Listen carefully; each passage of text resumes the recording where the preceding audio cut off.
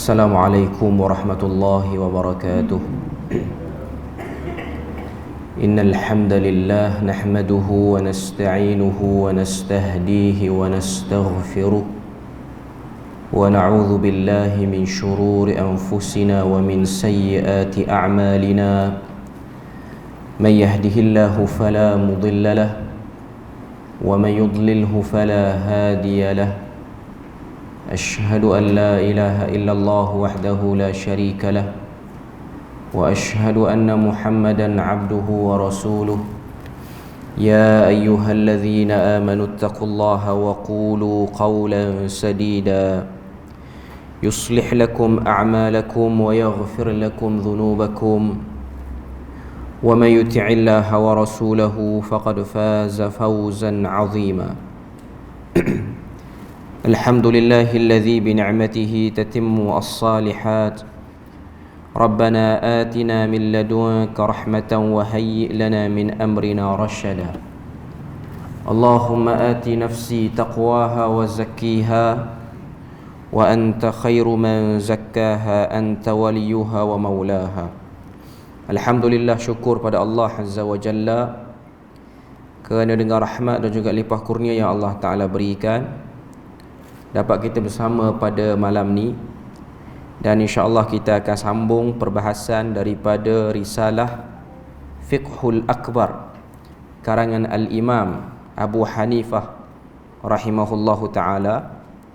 Dan insya-Allah sambungan kita malam ni ialah sambungan daripada mukaddimah yang dah kita sebutkan sebelum ni.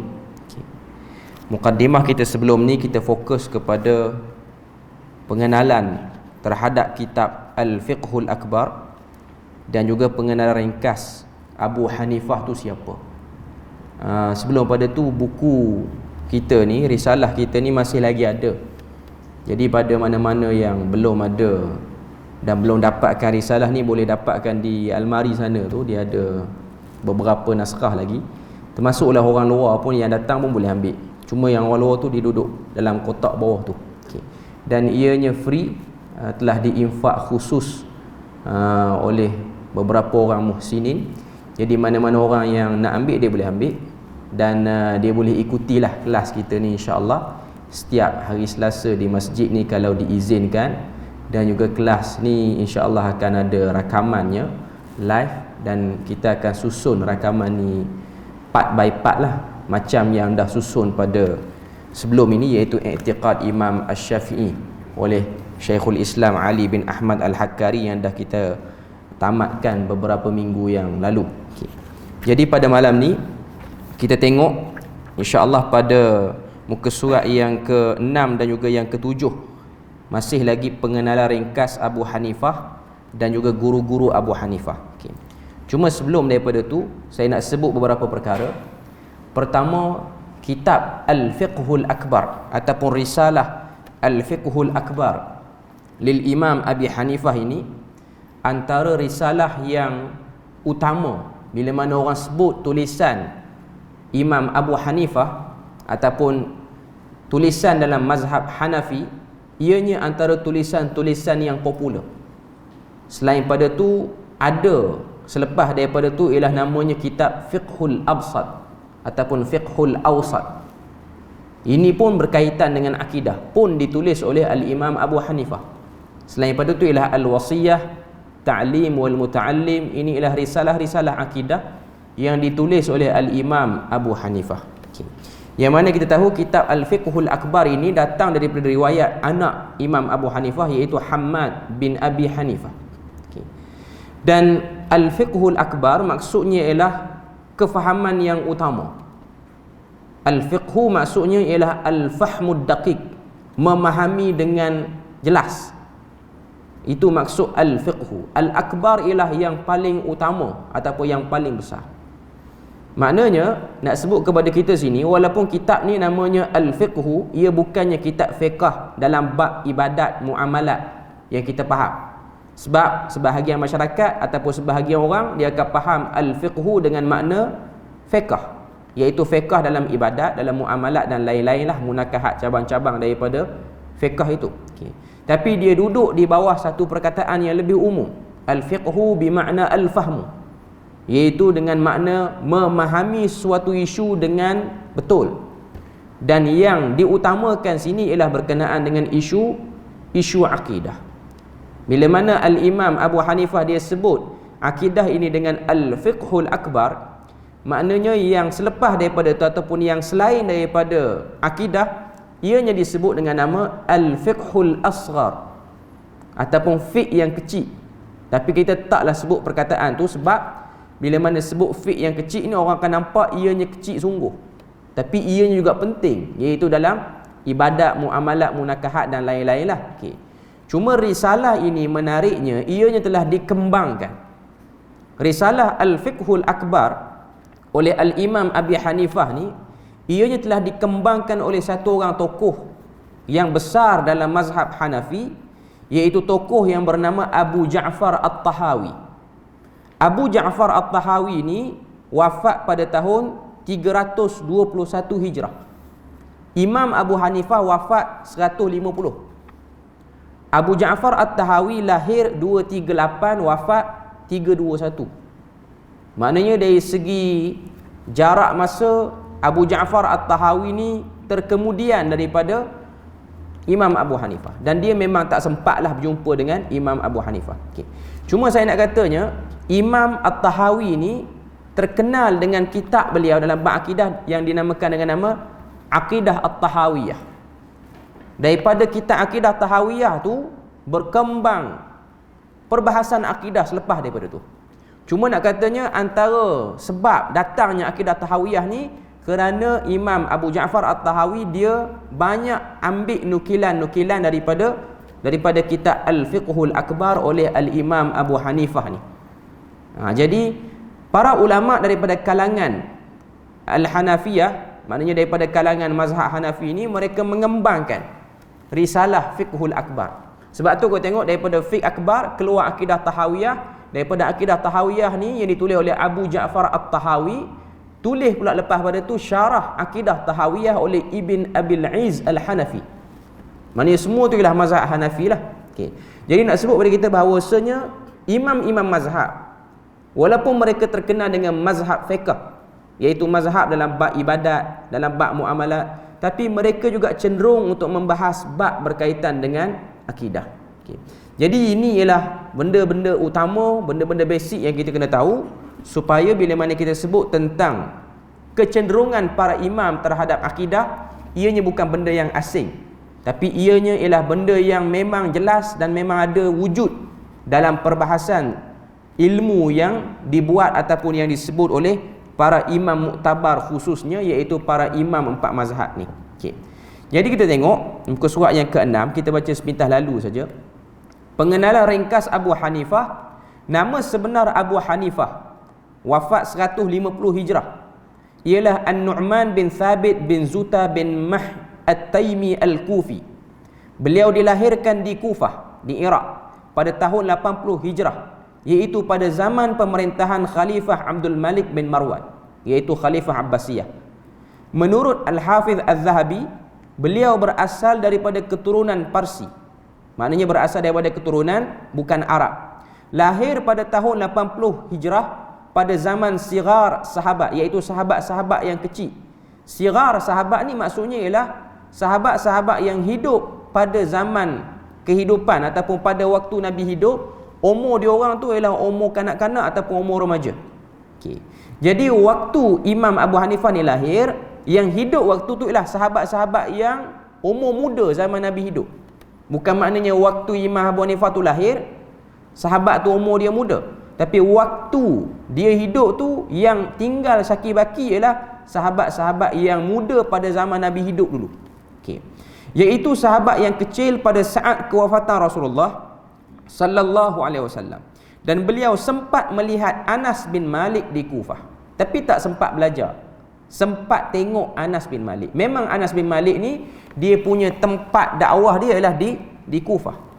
Sebab kalau tengok lepas pada wafat Nabi, Anas bin Malik ni pun dia pindah ke Kufah. Kalau kita tengok dalam riwayat, Anas bin Malik ni dia jadi pembantu Nabi umur 10 tahun. Nabi wafat ketika mana usia dia 20 tahun. Maknanya 10 tahun dia bersama dengan Nabi.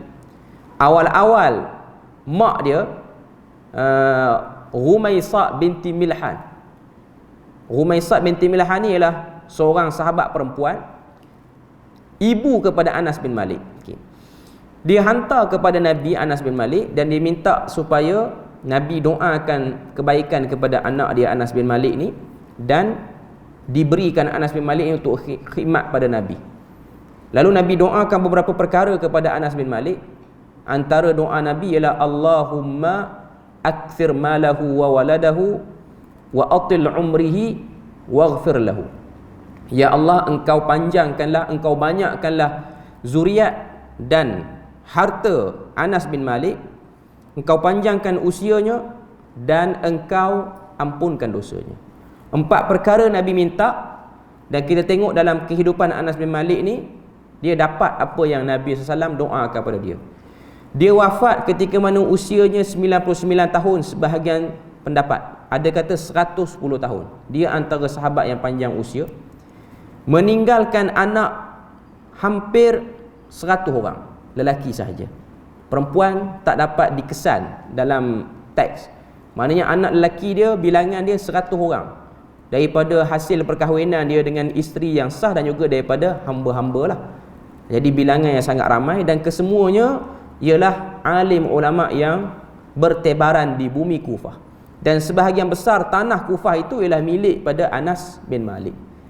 Dan memang kebanyakan, orang kata apa, perbahasan ilmu di Kufah ni dimiliki oleh Anas bin Malik. Sehingga Ali bin Abi Talib bila mana dia pindahkan pusat pemerintahan negara daripada Madinah ke Kufah, waktu dia jadi khalifah, waktu dia jadi Amirul Mukminin, dia kata telah memenuhi bandar Kufah ini dengan ilmu Anas bin Malik. Jadi pada waktu itu Imam Abu Hanifah ni dia lahir, dan dia tengok kemajuan ilmu di Kufah ni dipegang oleh keturunan Anas bin Malik secara keseluruhannya. Seterusnya dia sebut, Imam Abu Hanifah membesar di Kufah dan menghabiskan sebahagian besar usianya di sana. Beliau hidup di tengah lingkungan keluarga yang agak berada. Ayahnya adalah seorang pedagang yang menyara kehidupan keluarga hasil dari berdagang kain sutera, seperti yang ditekuni oleh Abu Hanifah. Sebab kalau kita tengok, memang laluan itu ialah laluan sutera. Daripada Iraq dia pergi ke Iran, lepas pada tu daripada Iran dia pergi ke Central Asia, Stan country. Ini ialah laluan Uzbekistan, kata apa, Kazakhstan. Ini semua negara-negara yang menghasilkan barang-barang terbaik, antaranya material pakaian lah pada waktu tu. Dan pakaian orang-orang Parsi ni antara pakaian yang terbaik. Sebab tu ada riwayat Nabi pernah dapat hadiah daripada Parsi, jubah Parsi, yang mana jubah tu dia punya style dia, lengan dia sempit. Lengan sempit ni kita boleh andaikan mungkin dia ada kancing baju di lengan dia tu, dan Nabi pernah pakai pakaian itu. Tunjuk pada kita apa dia? Pakaian mana-mana bangsa, selama mana dia menutup aurat, kita boleh pakai, dan dia tidak terkait dengan pakaian keagamaan, kita boleh pakai. Tapi kalau pakaian tu sinonim dengan sifat agama satu-satu kaum, ataupun digunakan sebagai upacara keagamaan, para ulama mengharamkan kita pakai pakaian itu.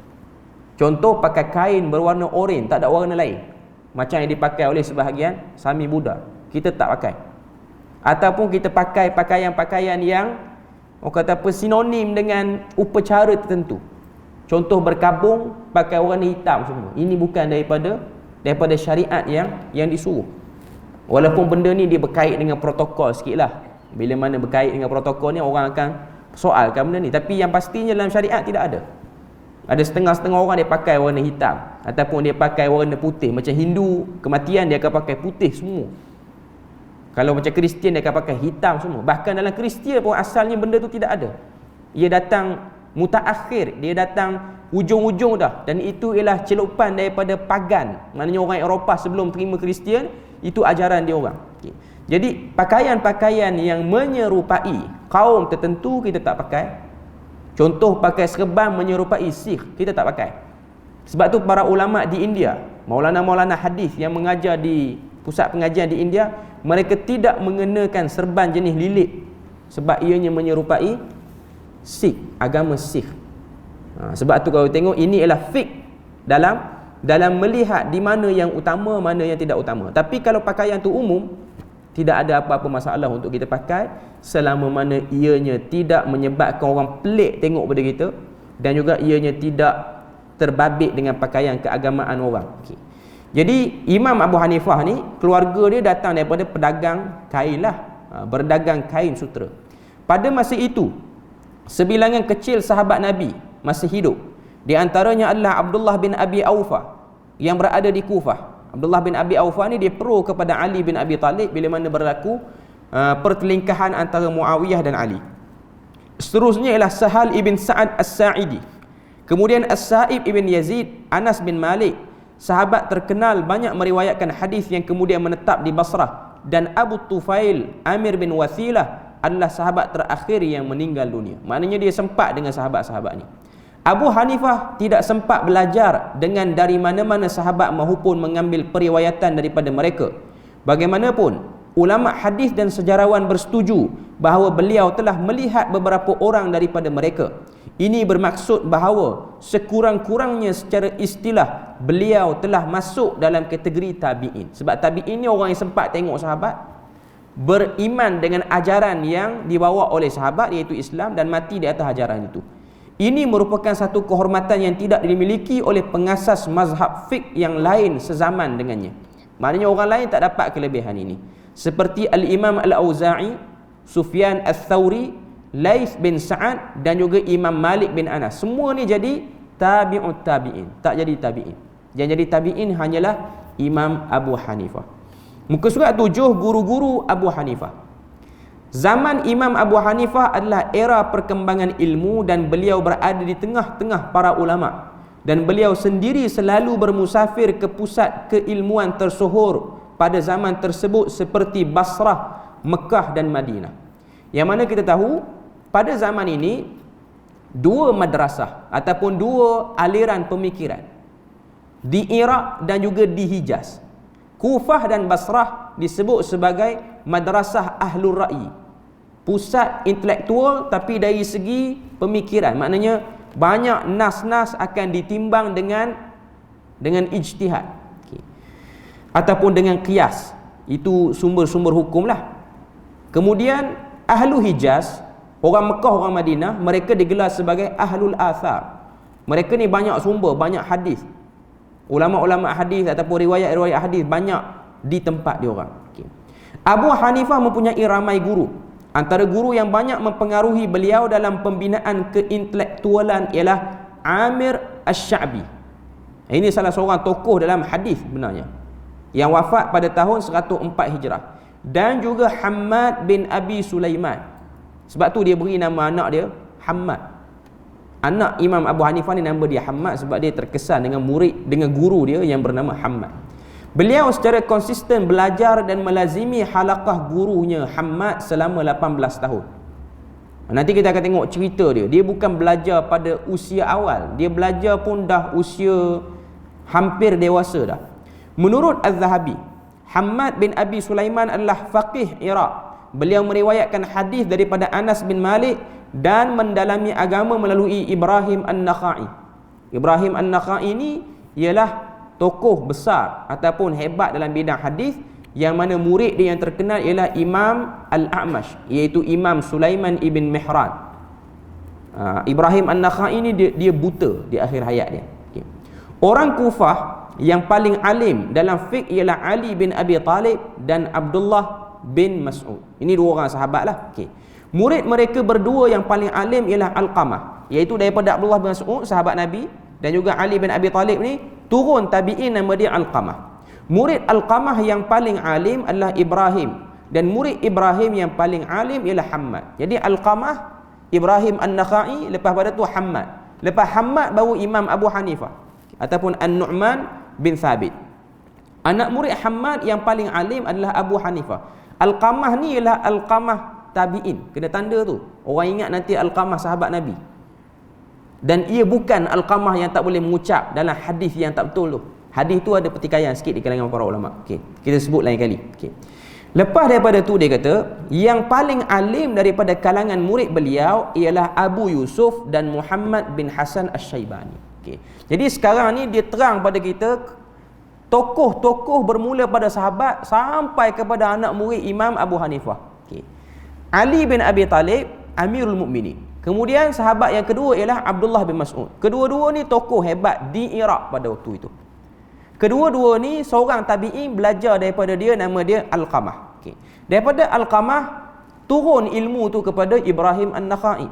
Daripada Ibrahim An-Nakhai turun kepada Hammad. Daripada Hammad turun kepada Abu Hanifah. Daripada Abu Hanifah turun pada dua orang anak murid dia, iaitu Imam Abu Yusuf dan juga Imam Muhammad bin Hasan Asy-Syaibani. Yang mana kedua-dua ni, Abu Yusuf dan Hasan Asy-Syaibani, Muhammad bin Hasan Asy-Syaibani ni, lepas pada Abu Hanifah wafat, dua-dua ni pergi belajar pula dengan Imam Malik bin Anas di Madinah Al-Munawwarah. Pada mulanya, perenggan yang kedua terakhir muka surat 7 tu, Abu Hanifah berdagang dan sering berulang alik ke pasar dan sesekali ke majlis ilmu. Maknanya waktu dia dah meningkat usia remaja, nak pergi ke usia dewasa, dia ni sibuk dengan bisnes. Pergi juga majlis ilmu tapi jarang-jarang. Itulah rutin awal kehidupan Abu Hanifah sehingga pada suatu hari Imam Asy-Sya'bi. Imam Asy-Sya'bi ni iaitu Amir Asy-Sya'bi menasihatinya supaya konsisten dengan ilmu dan melazimi halaqah pengajian dan tidak menyibukkan diri di pasar kecuali untuk keperluan sahaja. Ini cerita ni kita boleh tengok dalam kitab Siyar A'lam An-Nubala oleh Imam Az-Zahabi. Waktu Imam Abu Hanifah ni duk jual kain ni, belajar juga pada waktu tu tapi tak konsisten sangat. Tiba-tiba datang tokoh nama dia Imam Asy-Sya'bi. Imam Asy-Sya'bi tanya pada dia satu soalan, ila man takhtalif? Kamu biasa pergi ke mana? Dia pun kata ila suq. Aku ni biasa keluar masuk pasar je. Kata Imam Asy-Sya'bi, la ilal ulama. Tidak. Alangkah baiknya kalau kamu ni berulang alik kepada para alim ulama. Lalu kata Imam Asy-Sya'bi, aku melihat pada wajahmu ada cahaya yang Tuhan berikan untuk meletakkan ilmu di situ. Maksudnya cahaya ilmu yang ada pada Imam Abu Hanifah. Ini ialah firasat orang yang alim dan juga orang yang saleh. Pengarang kitab Manaqib Abi Hanifah, Muwaffaq Al-Makki, menyebut satu kisah yang diriwayatkan daripada Abu Hanifah. Beliau berkata, suatu ketika aku melintas di hadapan Asy-Sya'bi yang sedang duduk. Lantas beliau memanggilku seraya berkata, siapa yang hendak engkau temui? Ini yang saya sebut tadi lah. Abu Hanifah menjawab, saya mahu ke pasar. Asy-Sya'bi berkata, maksudku bukan ke pasar, tapi ulama mana yang hendak kau temui? Jangan lalai, kau harus terus menuntut ilmu dan mendampingi para ulama, kerana aku melihat kau seorang cergas dan pintar. Tengok pada zaman dulu, orang-orang yang cergas dan orang-orang yang cerdik ni, dia salurkan ke arah belajar ilmu agama. Muka surat yang ke-8, Abu Hanifah berkata, kata-kata itu membekas di fikiranku. Sejak daripada itu aku pun tidak lagi berulang alik ke pasar. Aku mulai menyibukkan diri dengan ilmu. Kata-kata Asy-Sya'bi itu sangat berguna bagiku. Okay. Jadi ini antara contoh kata-kata yang memberi kesan dan memberi bekas pada satu orang, dan ia boleh mengubah mengubah rajah ataupun turning point satu orang tu. Dia macam yang berlaku kepada Muhammad bin Maslamah Al-Qa'nabi. Ni saya cerita sikit. Muhammad bin Maslamah Al-Qa'nabi ni ialah rawi kepada Muwatta' Imam Malik yang paling mu'tabar. Kalau orang nak beli kitab Muwatta' ni, orang akan tengok riwayat daripada siapa? Riwayat pada Qa'nabi ke riwayat pada Al-Laythi? Sebab anak murid Imam Malik ni ramai. Anak murid Imam Malik ni ramai. Okay. Al-Qa'nabi ialah salah seorang anak murid Imam Malik yang melazimi Imam Malik selama 18 tahun. Lama. Daripada awal-awal Imam Malik tulis Muwatta' sampai di akhir usia Imam Malik tulis Muwatta', maknanya waktu Muwatta' itu dicek berkali-kali, dia melazimi. Beza dengan orang lain. Orang lain datang awal, ujung-ujung dah tak ada dah. Sebab tu kalau orang yang mahir dengan benda ni, dia akan tahu. Kalau sebut kitab Muwatta', nak daripada riwayat Qa'nabi, tak nak riwayat Al-Laythi, tak nak riwayat orang lain. Selain daripada tu, yang meriwayatkan Muwatta' ni juga ialah anak murid pada Imam Abu Hanifah, iaitu tadi yang kita sebut, iaitu nama dia Muhammad bin Hasan Asy-Syaibani. Dia pun antara yang riwayat kitab Muwatta. Okay. Saya cerita sikit. Muhammad bin Maslamah Al-Qa'nabi ni, walaupun riwayat ni ada pertikaian, dia waktu dia muda, dia bukan seperti mana kehidupan para ulama yang lain, minat pada ilmu, hafal Quran pada kecil, tak. Dia orang muda biasa, bukan biasalah, bahkan orang muda yang nakal. Dia ada geng dia di Iraq pada waktu tu, di Kufah juga, di kawasan sekitar tu lah, di Basrah ataupun di Kufah saya tak pasti. Cuma dia duduk di kawasan-kawasan ni lah, di negara Iraq ni. Okay. Dia duduk melepak dengan kawan dia dan dia suka minum nabis. Nabis ni ialah air peraman daripada anggur dan juga kurma, yang mana air tu dia tunggu masa nak jadi arak. Dia tak jadi arak lagi, cuma air tu dah diminum, dah boleh minum. Okay. Air minum nabis ni ada khilaf di kalangan para ulama, boleh ataupun tidak. Macam tempat kita ni dia macam tuak orang Terengganu ni nira pun tuak. Okay. Maknanya air itulah sebelum dia jadi tuak yang masam tu. Okay. Lebih kurang lah, taklah kata exactly sama. Para ulama memakruhkan minum dia ni sebab apa? Sebab dia perangai orang kebanyakan, tak padan orang agama buat perangai macam ni. Dia macam orang ustaz ke apa semua pakai seluar pendek ke, pakai cakap lebih kurang, bawa kereta laju, itu benda-benda yang tak sepatutnya lah tu. Okay. Jadi Muhammad bin Maslamah Al-Qa'nabi ni, dia ada geng dia. Dia duduk lepak dengan geng-geng dia ni. Tiba-tiba datang satu orang tokoh hadis lalu di kawasan pasar ataupun kawasan kedai tu. Nama tokoh tu ialah Imam Syu'bah. Nama dia Imam Syu'bah. Lalu orang pun bangkit beri penghormatan pada Imam Syu'bah ni. Pada waktu tu dia tak tahu Syu'bah ni siapa. Dia bukan kenal pun ulama-ulama ni. Kawan-kawan dia adalah sikit pengetahuan, tahu sikit Syu'bah ni siapa. Jadi kawan dia pun bangun sekali, beri hormat sikit pada Syu'bah. Dia tak bangun, dia duduk. Dia duduk dengan gaya gangster dia lah. Lalu kawan dia bangun, dia pun tanya sebab apa bangun. Dia kata ni orang alim datang, berilah hormat sikit, orang alim datang. Dia pun tanya siapa orang alim tu. Dia kata nama dia Syu'bah. Dia sebut dengan nada yang mempersenda, dia kata Syu'bah. Syu'bah apa Syu'bah? Maka kawan dia kata Syu'bah ni orang alim, orang banyak hafal hadis Nabi. Maknanya dia orang yang dihormati. Dia banyak riwayat hadis Nabi. Oh, dia hafal hadis Nabi. Dia pergi meluru dekat Imam Syu'bah. Dia pun kata pada Imam Syu'bah, hadis ni, beri aku hadis. Orang belajar hadis dia akan tahu bila mana minta perkataan hadis ni tak boleh beri sembarangan pada orang. Sebab itu ialah siyar at-tahammul, sirah untuk minta hadis. Satu orang tu kalau dia kata aku nak hadis Nabi, kena tengok darjat dia. Dia orang macam mana? Dia kuat ingatan ke? Dia jaga ke diri dia daripada buat dosa-dosa apa semua? Itu sifat perawi. Kata Imam Syu'bah, la uhaddithuka. Aku tak akan beri hadis pada kamu. Sebab kamu tak ada ciri orang nak belajar hadis. Tapi dia ni yang kata something, dia cabut pisau dekat pinggang dia. Kan kebanyakan orang Arab kan dia ada tradisi pakai pisau macam khanjar. Macam kita keris, dia orang pisau bentuk macam sabit tu, khanjar. Dia keluar kan, dia kata hadis ni am ujarriha. Kamu beritahu aku atau aku tikam kamu. Dahsyat ah. Dia buat benda tu. Okey. Lalu kata Imam Syu'bah, dia kata, saya tak ingat sanad hadis tu. Maknanya Imam Syu'bah baca daripada sanad dia ambil daripada sahabat mana. Dia baca, dia kata qala an-nabi sallallahu alaihi wasallam, bersabda Nabi sallallahu alaihi wasallam, illam tastahi fasna' ma syi'ta. Kalau kamu tak malu hidup atas dunia ni, buat apa yang kamu nak. Hadis tu dia dapat. Dia dengar hadis tu, pisau yang dia nak acah dekat Syu'bah tu jatuh. Dia tinggalkan Syu'bah. Dia balik rumah, dia bungkus barang dia. Dia tanya orang dekat mana nak belajar ilmu. Orang kata kalau nak belajar ilmu pergi ke Madinah. Di sana ada tokoh hebat nama dia Imam Malik bin Anas. Dia bungkus pakaian dia. Dia tumpahkan semua nabis yang dah dia peram dalam rumah dia. Untuk jamu kawan-kawan, dia pesan pada mak dia, kalau orang tanya di mana Muhammad bin Maslamah Al-Qa'nabi, jawab Muhammad bin Maslamah Al-Qa'nabi dah pergi jauh.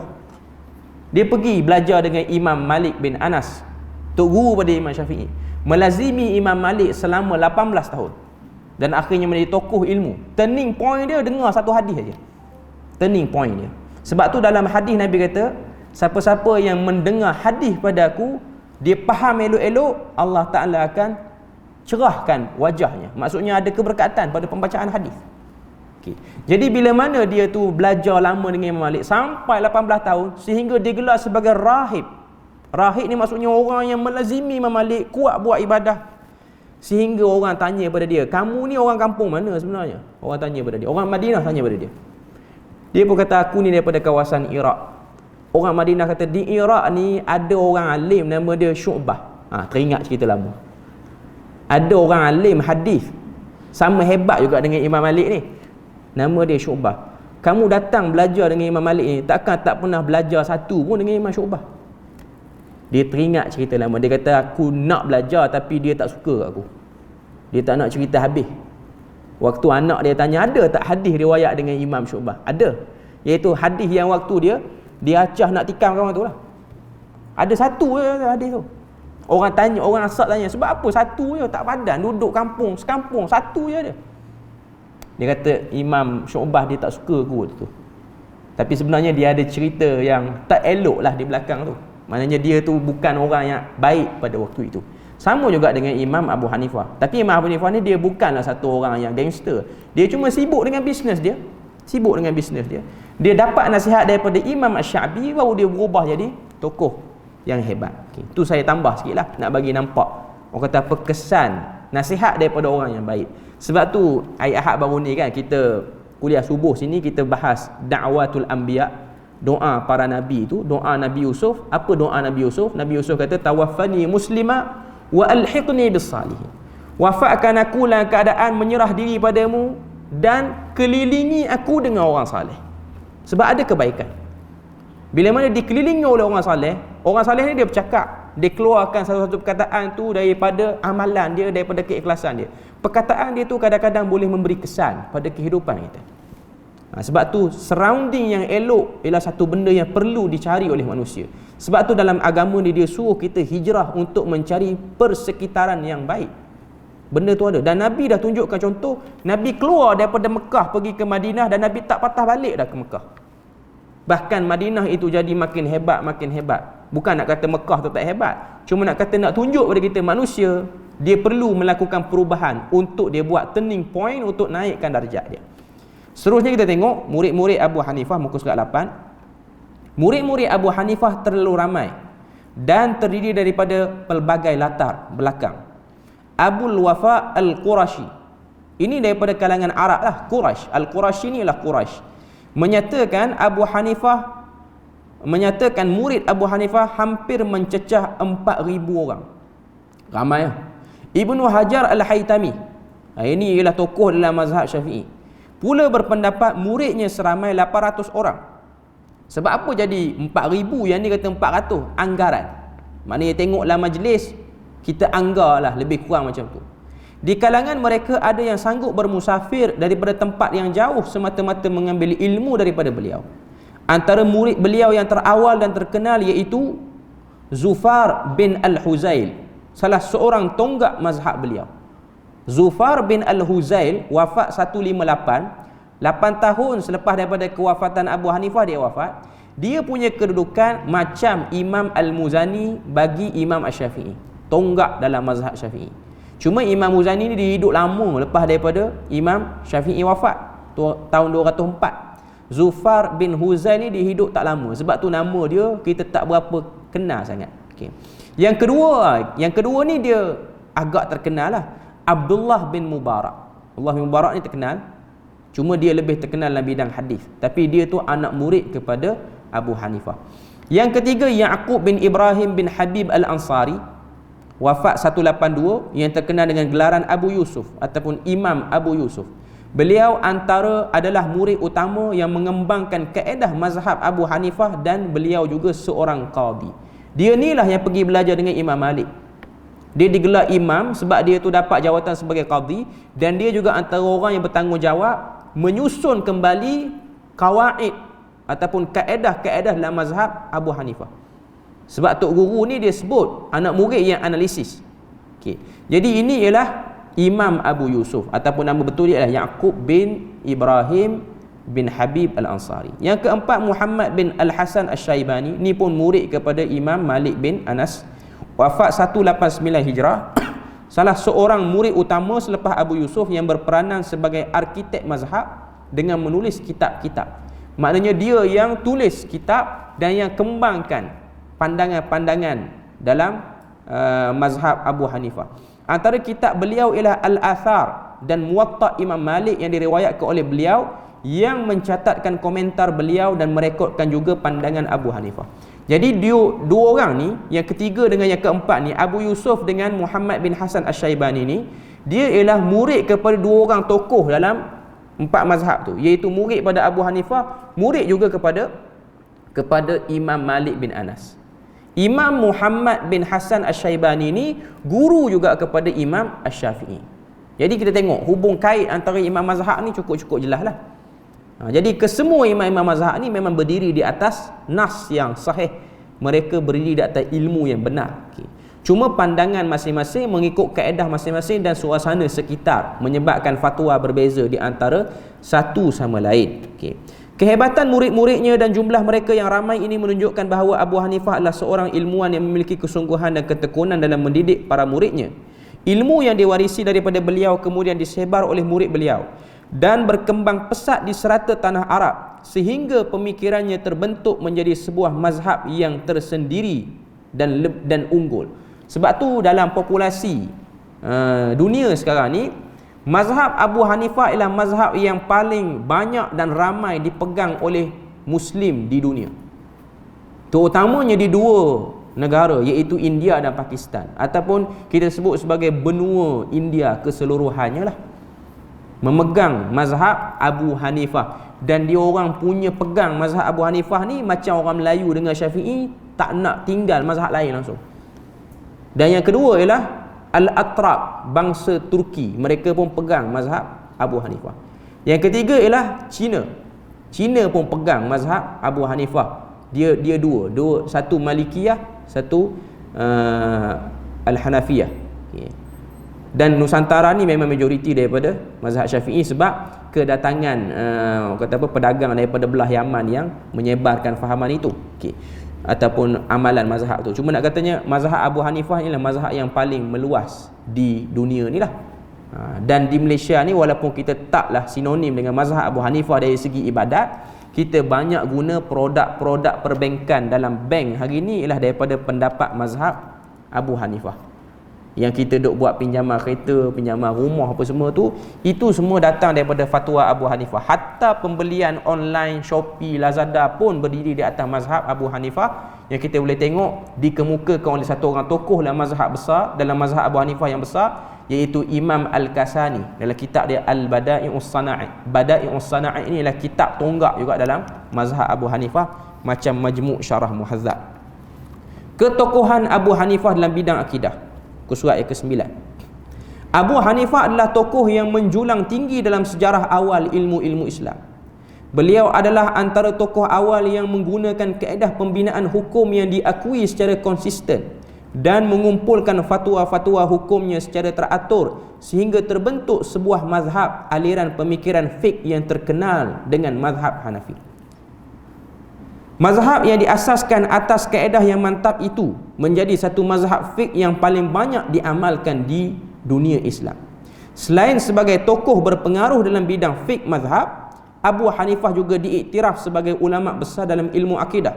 Ketokohan Abu Hanifah dalam bidang akidah terbukti dengan penghasilan sejumlah karya dan keunggulan beliau dalam perdebatan dengan golongan yang menyeleweng daripada Ahlus Sunnah wal Jamaah. Sebab tu kita akan tengok mereka, Imam Abu Hanifah ni dia berdebat dengan ramai. Antaranya dia berdebat juga dengan Syiah. Syiah Ja'fariyah dia sempat berdebat dan dia bagi logik-logik akal yang agak menarik. Abu Hanifah berjaya memberi kritikan terhadap mereka yang terjebak dalam penyelewengan akidah. Beliau mendedahkan kekeliruan dan menasihatkan orang lain supaya menjauhi daripada terlibat dan terpengaruh dengan mereka. Abu Hanifah mengkritik individu yang telah tersasar daripada akidah yang benar seperti Jaham bin Safwan, iaitu akidah Jahmiyah, Amr bin Ubaid dan juga Muqatil bin Sulaiman, ini daripada kalangan Murji'ah. Okay. Cuma saya nak sebutnya ialah yang menarik bagi mazhab Abu Hanifah ni ialah pandangan dia dalam bidang muamalat yang kita duk guna hari ni. Sebab apa jadi macam tu? Sebab dia ni daripada kalangan orang businessman. Dia tahu dia punya problem dalam bisnes ni apa dia. Walaupun kita tengok pandangan dia zaman tu pelik. Maknanya ulama-ulama lain dalam bidang muamalat, antaranya ialah mazhab Syafi'i, dia banyak ketat dalam bidang muamalat ni. Kalau ikutkan daripada cara transaksi pembelian, transaksi jual beli kita hari ni, ikut atas kaedah mazhab Syafi'i, banyak jual beli kita yang tak sah.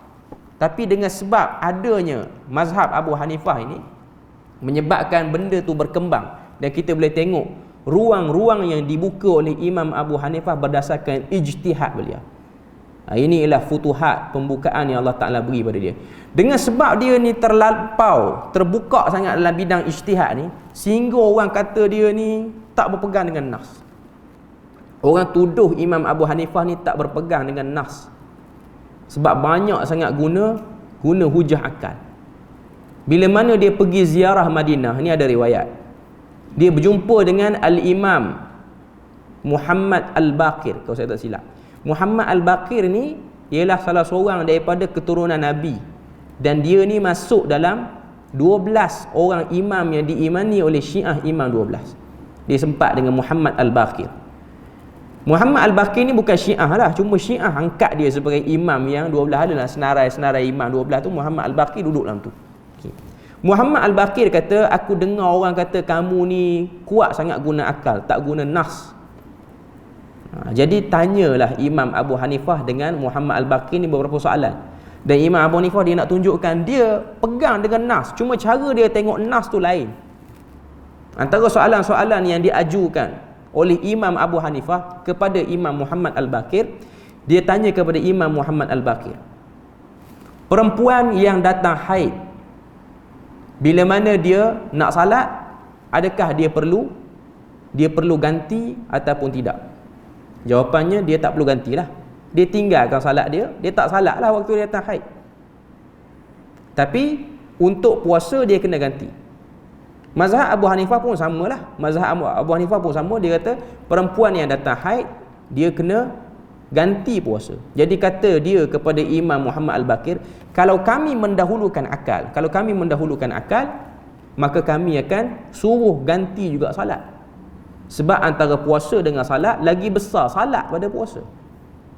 Itu antara hujah-hujahan. Adalah dialog dia yang agak panjang lah. Cuma dia tu kena jugalah kecaman orang kata dia ni anti nas, tak berpegang kepada nas. Muka surat 9 tu lagi, karya Abu Hanifah. Imam Abu Hanifah telah mewariskan beberapa karya berharga kepada umat Islam dalam bidang akidah. Antaranya ialah Al-Wasiyah. Inilah kitab akidah dia. Al-Fiqhul Akbar yang kita nak baca ni, dan juga Al-Alim wal Muta'allim. Dan selain pada tu, yang keempat ialah Fiqhul Awsat ataupun Fiqhul Absat. Kalau saya tak silap, Al-Awsat. Itu antara dalam bidang, dia ada 5 kitab dalam bidang fiqh. Cuma sini dia sebut 3, dan saya tambah 1 4, satu lagi saya tak ingat. Kita baca sikitlah Al-Wasiyah tu apa dia. Al-Wasiyah adalah sebuah kitab yang menjelaskan prinsip-prinsip Ahlus Sunnah wal Jamaah. Dalam wasiat tersebut, beliau berpesan secara khusus kepada para pelajarnya supaya tetap teguh dengan akidah Ahlus Sunnah wal Jamaah dan tidak terpengaruh dengan golongan pelaku bid'ah ataupun mubtadi' ataupun golongan pengikut hawa nafsu. Kita beri lalu azan dulu.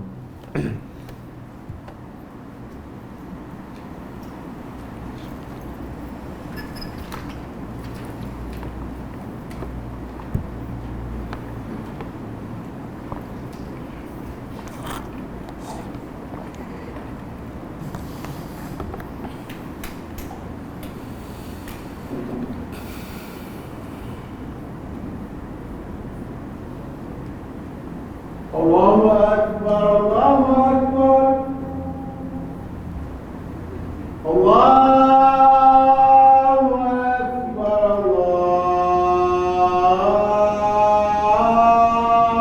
Allahu Akbar.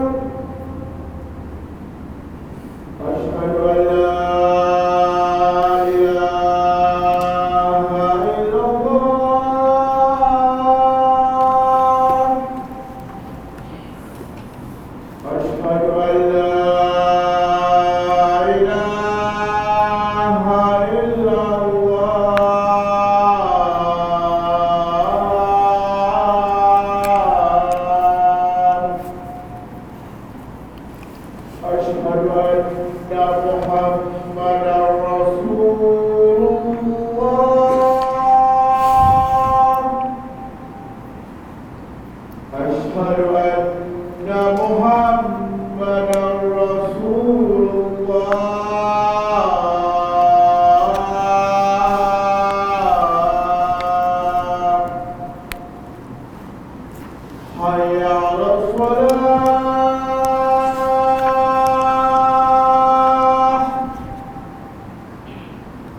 حي على الصلاة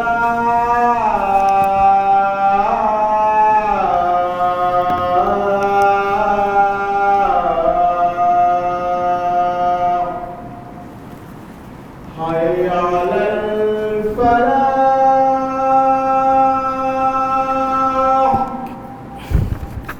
حي على الفلاح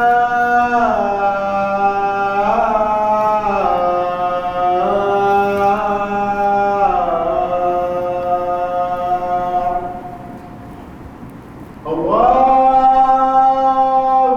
أكبر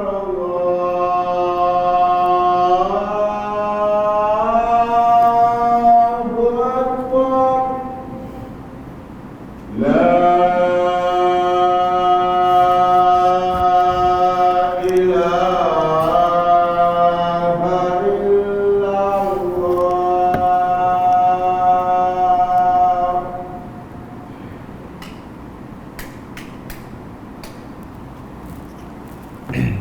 Okey. Jadi kita sambung sikit lagi perbahasan kita muka surat yang ke-9 ni. Al-Wasiyah ialah kitab yang menjelaskan prinsip Ahlus Sunnah wal Jamaah. Dalam wasiat tersebut, beliau berpesan secara khusus kepada para pelajarnya supaya tetap teguh dengan akidah Ahlus Sunnah wal Jamaah dan tidak terpengaruh dengan golongan pelaku bid'ah ataupun mubtadi'.